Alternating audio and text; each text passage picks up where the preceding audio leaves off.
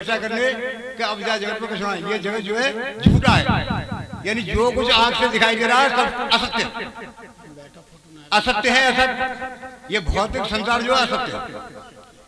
दो भाई तपस्या करने के लिए चले कि लाओ कहीं वृक्ष के नीचे या पेड़ के नीचे तपस्या करेंगे और भगवान के दर्शन होंगे। लेकिन लपक क्या थी कि भैंस प्यासी हुई, भैंस भूखी हुई, भैंस को गोबर ना पड़ा, मन में ये बातें थी और दर्शन करके चल दिए। आखिर हुआ ये कि एक बैठा वट वृक्ष के नीचे, एक बैठा पीपल के वृक्ष के नीचे, और भ्रमण करते हुए नारद जी आए रहे थे। तो उन्होंने कहा कि जी महात्मा बहुत ऊंचे मालूम पड़ रहा है, लाओ जाइए तो पूछ ले कहाँ जा रहे हो, कैसे महात्मा हुआ। तो उनको पकड़ लिया नारद को। उन्होंने पूछा कि भाई आप कहाँ जा रहे हो महात्मा जी, कि हम जा रहे भगवान विष्णु के पास। तो एक हमारी फरमाइश पूछेगी क्या कि हम तपस्या कर रहे हैं और वो हमें दर्शन देंगे या नहीं देंगे, इतनी पूछ रहे हैं। ठीक है। अब वो पहुंचे नारद जी विष्णु भगवान के पास। उन्होंने कहा कि भगवान दो व्यक्ति आपकी प्रार्थना कर रहे हैं, भजन कर रहे हैं, तपस्या कर रहे हैं, और उन्हें दर्शन दोगे या नहीं। उन्होंने सोचा ये बड़ी समस्या है कि तप पर बैठे और दर्शन की लालसा। अरे तप तो करो पहले, दर्शन तो होंगे। तो बताए दो, वो पूछेंगे दोबारा कि कब दोगे। तो भगवान ने कहा जो पीपल के नीचे बैठा हुआ है उससे कह देना कि पीपल के वृक्ष पर जितने पत्ते हैं उतने बाद उसका जन्म हो मरण हो तो लास्ट जन्म में दर्शन दूंगा। तो बरी के पेड़ के नीचे बैठा होता ऐसा ही उसे तो जरूर मार भरी में ना। अगर ऐसा कहा तो दोनों भैया से मारेंगे। वो बच चुके जा रहे थे दूसरा।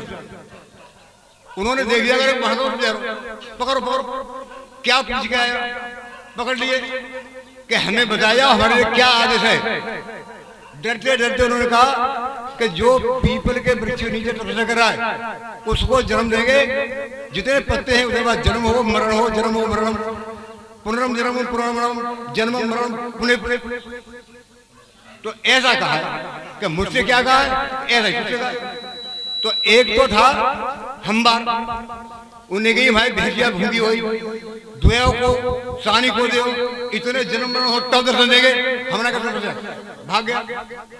दूसरे ने कहा कि ऐसा कहा है देंगे दर्शन, कहाँ कहा है। तो एकदम मस्त होकर के पागल होकर बाहर के उसने सत्संग में और पागल होकर नाचने लगा कि मिलेंगे मिलेंगे मिलेंगे, कभी तो मिलेंगे मिलेंगे। तो पागल होकर जब नाचने लगा वही थी ये कुइया।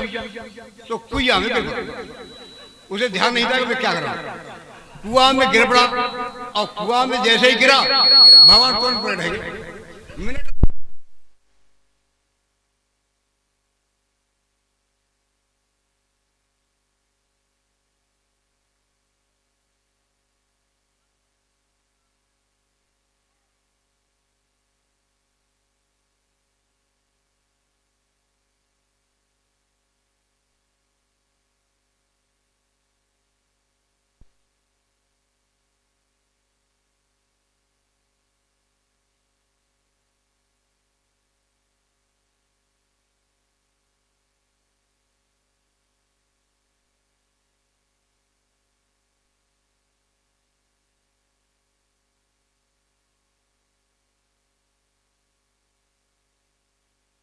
में कहा गया है कि निर्मल मन जन शोभे पावा, मोह कपट छिद्र भावा। अगर मन निर्मल है तो भगवान आएंगे। अब मन में द्वेष, ईर्षा, चुगलीखोरी, चोरी डकैती ये चलती रहती है, ये चलती रहती है। तो ऐसे में भगवान कहते हैं कि पहले अपना मन तो खाली कर तब मैं आऊं। मन किसी का भी खाली नहीं है। मन की कोठरी जो है मेरे अनुमान से किसी की खाली नहीं है। कोई चोरी करता है, कोई चोरी करता है, मतलब तमाम विषयों के भोगे करते हैं। अतः हमें पहले निर्मल मन करना चाहिए, तभी भगवान के दर्शन होंगे। कुछ लोग प्रश्न करते हैं कि भगवान तुमने देखे ना देखे काऊ, लेकिन दिखाई देने वालों को दिखाई देते हैं।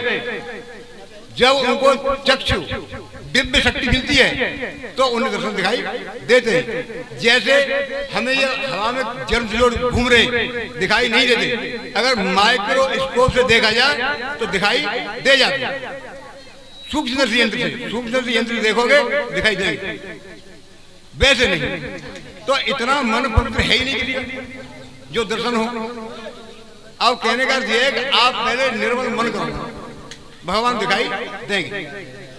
अगली बात यह है कि यहाँ जो आते हैं श्रोता, दो तरह की कथा करते हैं, सुनते हैं। एक तो पल्ले झाड़ और एक जाकर, वरना सत्संग तो परमात्मा का होता है। परमात्मा में चाहो तो जिंदगी सुधर सकती है, चाहो तो। और मानव जीवन 84 लाख योनि के बाद प्राप्त होता है। तो इस योनि में हम विशेष क्या कर सकते हैं? अगर चाहें तो हम जन्म मरण से छुट्टी कर सकते हैं, यानी मोक्ष मिल सकता है। लेकिन नहीं, माया, प्रश्न है माया क्या है और कितने प्रकार की है और हमें कैसे प्रेरित करती है।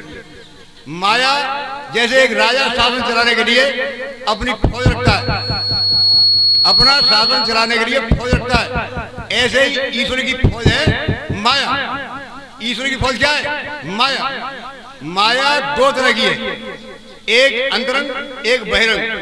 अंतरंग माया जगत दो है। अंतरंग माया मोक्ष यानी तक पहुंचा सकती है, और जो आध्यात्मिक जगत है, आध्यात्मिक जगत उसका संचालन पालन पोषण करती है। एक होती है बहिरंग माया। बहिरंग माया इस भौतिक संसार का पालन पोषण करती है, चलाती है। ठीक है ना? तो अब हमें कैसे प्रेरित करती है माया? जीव जब पैदा होता है तो निर्मल मन होता है उसका। जीव जब पैदा होता है तो उसका मन निर्मल होता है, लेकिन बाद में मैया को पहचानता है, मम्मी मम्मी कहता है। फिर मम्मी कहती है अरे मैं तो मम्मी हूँ लेकिन ये तेरे पापा है, तो पापा को पहचाना, फिर दादी को पहचाना, फिर बाबा को पहचाना, फिर और भैया है उन्हें पहचाना। यानी कहने का मतलब आदमी फंसता चला जाता। और 2 वर्ष का हुआ नहीं, अभी 2 वर्ष का नहीं हुआ, जा बेटा ट्यूशन पढ़िया, कहो विद्यालय में चला जा। क्यों? कि उनकी मम्मी जो है न तो उसे आंचल का दूध पिलाने के लायक है, कुछ पिलाती है कुछ नहीं पिलाती। और आंचल का दूध उसके लिए अमृत होता है, लेकिन उसको पिलाती नहीं है। कह देती है दाई लगा लो और दाई खिलाएगी। माँ अपने बेटों को खिलाने के लिए समय नहीं होता, तो बच्चे को खिलाए, बासल प्रेम ले, लेकिन समय नहीं है।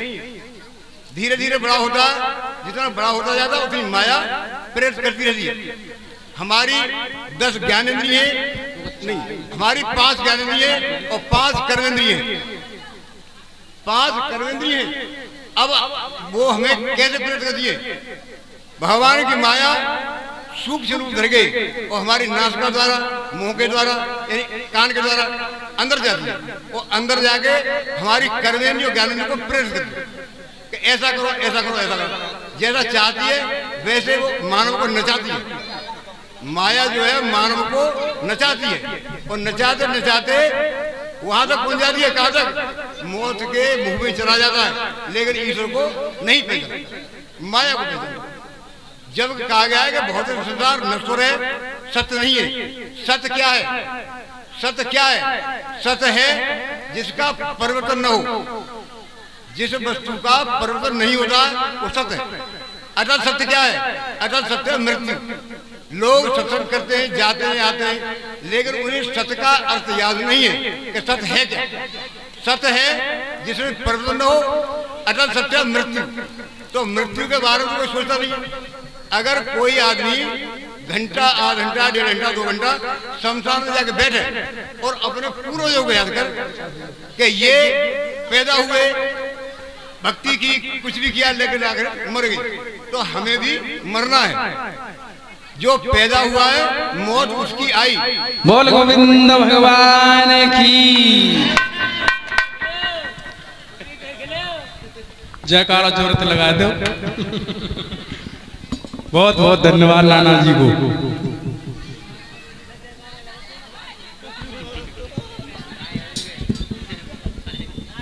नाना जी हेलो